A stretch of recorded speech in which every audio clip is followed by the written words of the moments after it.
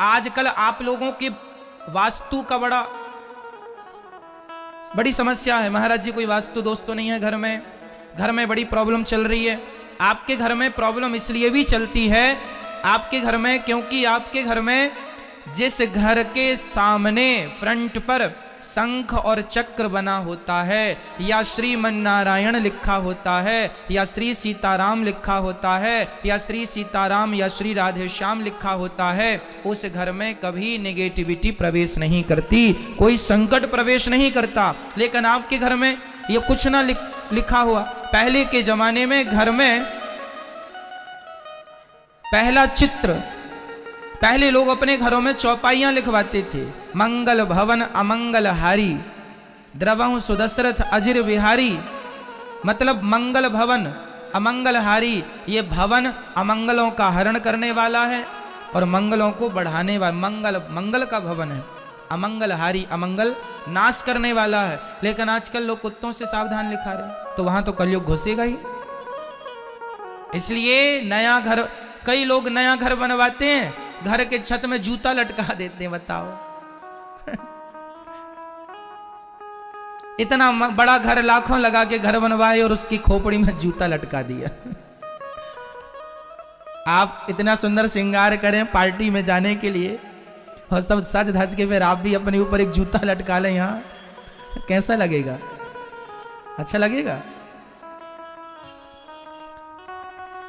लोग कहते महाराज जी नजरौटा है, नजर ना लगे घर को। अरे मेरी मां, जिनके घर में शंख और चक्र होता है, आप भी अपने घर में शंख चक्र बनवाओ बाहर फ्रंट पे, ताकि आपके घर में प्रवेश करने वाले प्रत्येक व्यक्ति को पहले किसका दर्शन हो?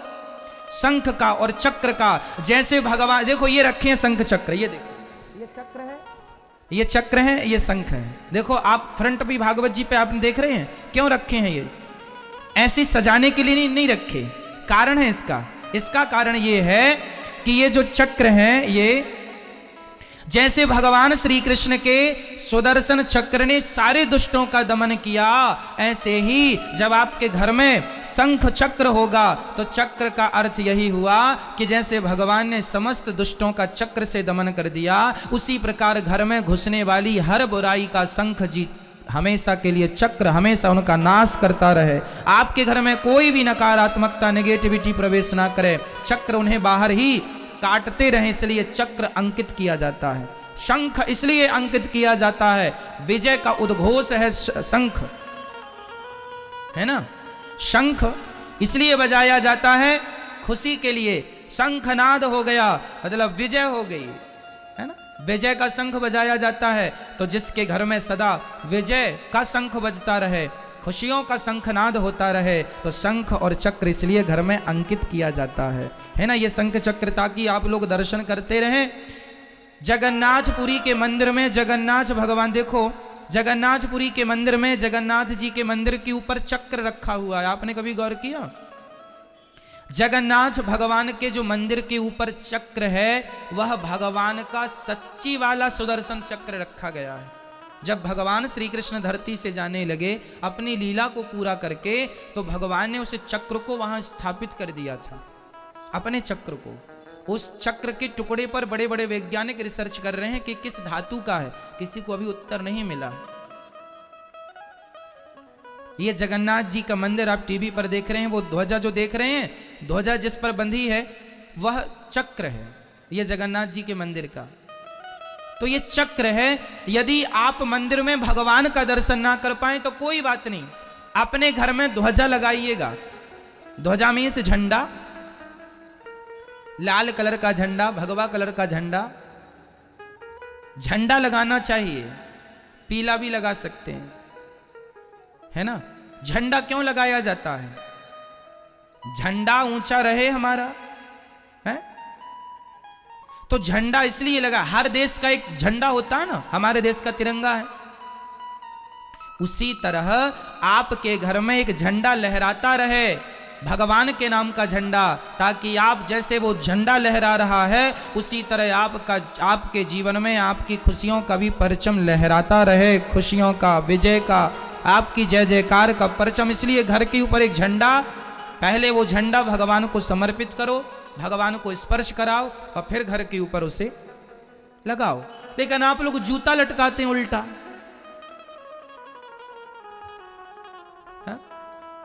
शंख चक्र नहीं बनवाते।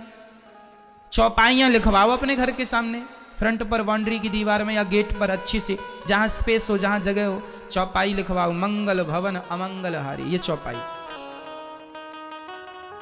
घर में फिर कभी जो आपके घर में बड़ा क्लेश है, बड़ा कष्ट है, बड़ी लड़ाइयां चल रही हैं, झगड़ा तू मैं चल रहा, कुछ नहीं होगा। ये घर शुद्ध होना चाहिए। घर में जाते ही, कई लोगों के घर में आपने देखा है, जाते ही ना एक पॉजिटिव एनर्जी दिखती है, एक अच्छा लगता है, बहुत अच्छा। कई बार ना किसी के घर में जाते ना, बिल्कुल ऐसा लगता है कि हम जेल में आ गए, है ना, कहाँ आ गए, मतलब एक नेगेटिविटी है उसके घर में, होता है। धरती का भी प्रभाव पड़ता है, घरों का बहुत बड़ा प्रभाव होता है। घर कैसे होने चाहिए, कोशिश ऐसी हो। आज के जमाने में पता है, लोग ना सड़क में भी घर बना लेते हैं अपना। आपके घर के आगे 5 फीट की गली है, तो घर बनाने वाले ने थोड़ा सा गली भी दबा ली, है ना, गली दबा ली, आधे बट दबा ली। उसको लगा मेरा घर बड़ा हो जाएगा, बड़ा नहीं होगा, छोटा हो जाएगा। पगले, कैसे छोटा हो जाएगा? तुम्हारे घर में वास्तु दोष लग जाएगा। उस घर में वास्तु दोष काम नहीं करता। हम जब बता रहे हैं आपको, जब भी घर बनाया करो तो कोशिश ये हो कि घर के चारों तरफ थोड़ी थोड़ी, भले 2-2 फीट जगह छोटी हो, पूरे घर के चारों तरफ घर की जगह छोटी हो, घर की परिक्रमा लग सके। जिस घर की परिक्रमा लग रही है, जिस घर में चारों तरफ भले 2-2 फीट की जगह छोटी है, उस घर में कोई वास्तु दोष नहीं लगता, है ना। यदि घर में नेचुरल प्रकाश आ रहा है सूर्य भगवान का, तो उस घर में कोई वास्तु दोष नहीं होता, ठीक है। तो प्रकाश, आप जब नया घर बनवाइए तो कोशिश यही करिए कि 2-2 फीट ही सही, 4-4 फीट ही सही चारों तरफ, ताकि घर की परिक्रमा, साफ सफाई भी होती रहे, घर की प्रदक्षिणा होती रहे, है ना। तो घर सुंदर भी दिखेगा, अच्छा भी होगा। प्रॉपर जगह पे लाइट बात हो, प्रॉपर जगह पे रसोई हो, है ना। ये सब वास्तु है। चलो हम वास्तु के टिप्स आपको अभी ना दें, क्योंकि जब घर बनाएंगे तो आप गूगल पर सर्च कर लेंगे, आपको पता लग जाएगा कहाँ क्या है, कहाँ क्या नहीं है, कहाँ क्या होना चाहिए, तो सब गूगल में आजकल मिल जाता है। हम ये बोलेंगे कि थोड़ा ध्यान जरूर दिया करो, है ना। चलिए अब हम ये बताएंगे जो गूगल में नहीं मिलेगा, वो हम आपको बताएं कि जब भी नया घर बनवाएंगे या आप अपने घर में अब जाएंगे, तो आप अभी जैसे आने वाली पूर्णिमा है, पूर्णिमा के दिन ही आप एक ध्वजा लाइए, ध्वजा का पूजन कीजिए, ध्वजा में स्वास्तिक बनाइए और अपने घर के ऊपर फ्रंट पे चढ़ा दीजिए। ये ध्वजारोहण हो जाता है, ठीक है। एक पेंटर को बुलाइए, घर के आगे में जहां देखिए बढ़िया सजाकर शंख चक्र ऐसे जैसे ये रखे हैं सामने, शंख और चक्र बनवाइए, शंख चक्र अंकित कराइए और बीच में तिलक। ये तिलक का, मेरे माथे पर तिलक देख रहे हैं आप, और जैसा तिलक आप सामने देख रहे हैं, ये तिलक है। ये क्या है? ये देखो, ये भगवान के चरण हैं। तिलक का अर्थ क्या होता है? भगवान के, ये देखो आप टीवी पर देख पा रहे हैं, ये देखो ये बीच में जो है तिलक, तिलक में क्या है? ये भगवान के चरण बने हैं। भगवान के चरणों में शंख भी होता है, चक्र भी होता है, ध्वजा भी होती है, मत्स्य भी होते हैं, कच्छप भी होते हैं, ऐसे आयुध होते हैं भगवान के चरणों में। तो भगवान के जो चरण हैं, वह दोनों चरण ऐसे मेरे माथे पर खड़े हैं ऊपर की तरफ, ये सफेद कलर के, और बीच में जो लाल है वह माता लक्ष्मी है, और यह जो नीचे नाक की तरफ है वह भगवान के चरणों को रखने की आसन है, जैसा कि अभी आपने टीवी पर देखा, आसन और फिर उसमें चरण। तो आप भी अपने घर में ऐसा तिलक बनवाइए और तिलक के दोनों तरफ शंख चक्र। इससे क्या होगा? आपके घर में, मैं लिखित में दे सकता हूं कि आपके घर में नकारात्मकता कभी प्रवेश नहीं करेगी, एक पॉजिटिव माहौल बन जाएगा, सकारात्मकता आएगी और घर की सारी निगेटिविटी चली जाएगी। 10 मिनट 15 मिनट रोज कीर्तन किया करो अपने घर में, श्रीमन्नारायण श्रीमन्नारायण श्रीमन्नारायण चरणौ शरणं प्रपद्ये श्रीमते नारायणाय नमः, श्रीमन्नारायण चरणौ शरणं प्रपद्ये श्रीमते नारायणाय नमः। क्यों? कीर्तन करने से क्या होता महाराज जी? कारण है ना, बहुत बड़ा कारण है। गर्मी के दिनों में यदि आपके कमरे में एसी चल रही है तो क्या गर्मी का प्रभाव आपके कमरे में होगा? नहीं ना। कितनी भी गर्मी हो, टेम्परेचर 50-55 ही क्यों ना हो, पर आपके घर में कमरे में एसी चल रही है बहुत देर से, कमरा बिल्कुल ठंडा है, इतना ठंडा हो जाता है कि रजाई भी कंबल भी ओढ़ना पड़ सकता है। हाँ या ना? गर्मी तो है मेरी माँ, पर एसी के सामने गर्मी का प्रभाव शून्य हो जाता है। उसी प्रकार कलयुग तो है मेरी माँ, पर जहां कीर्तन भजन सत्संग होता है, भगवान का नाम होता है, वहां कलयुग का प्रभाव बिल्कुल शून्य हो जाता है, वहां जहां भगवान का नाम जपा जाता है। इसलिए अपने घर में रोज कीर्तन करो, आधा घंटा रोज बैठो, पति पत्नी बेटा बेटी सब बैठो और श्रीमन नारायण श्रीमन नारायण श्रीमन नारायण रोज जाप करो।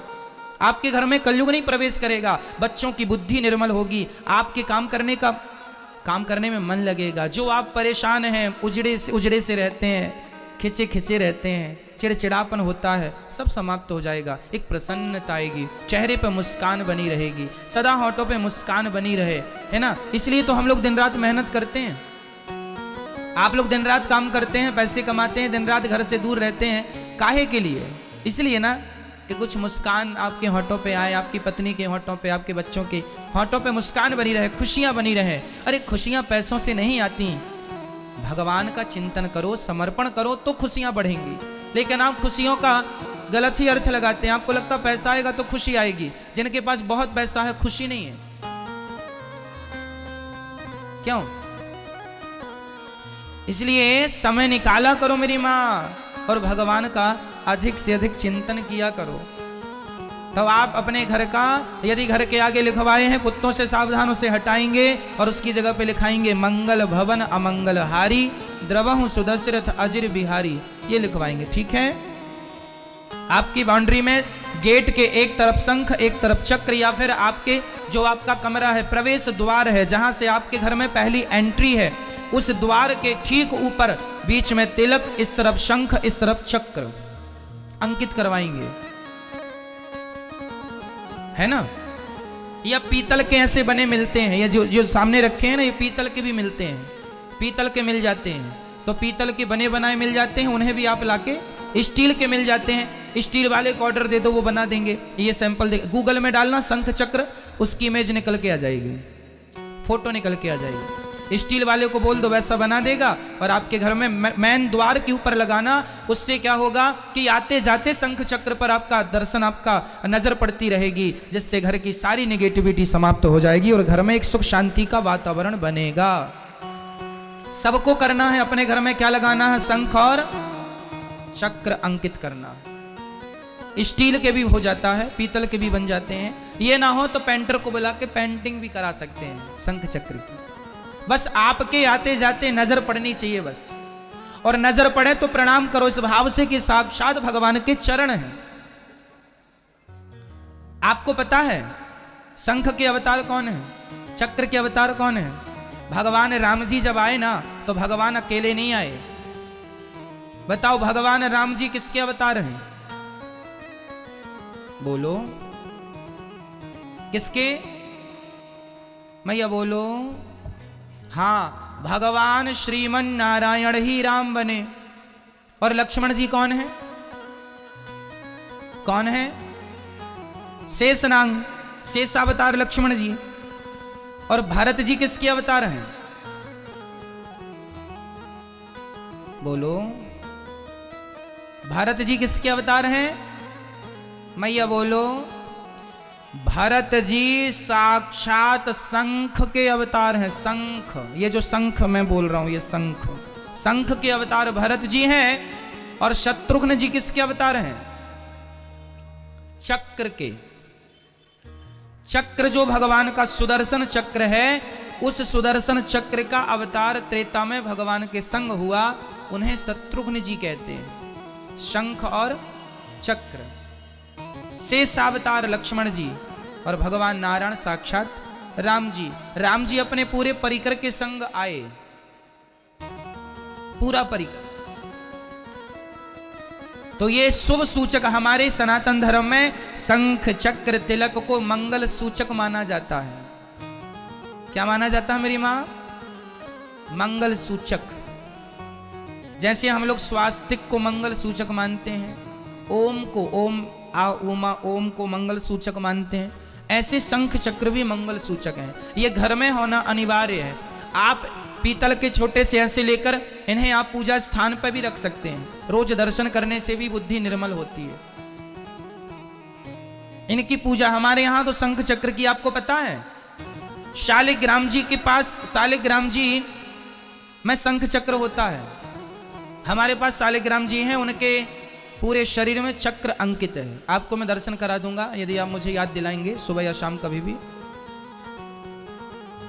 गंडकी नदी से जो शालिग्राम जी निकलते हैं ना, वहां पर एक कीड़ा होता है, वो पत्थर में, शालिग्राम जी के पत्थर में अंदर घुस के काटता है, जैसे घुन काटता है ना, वैसे ही पत्थर को काटता है और पूरा चक्र का आकार देता है।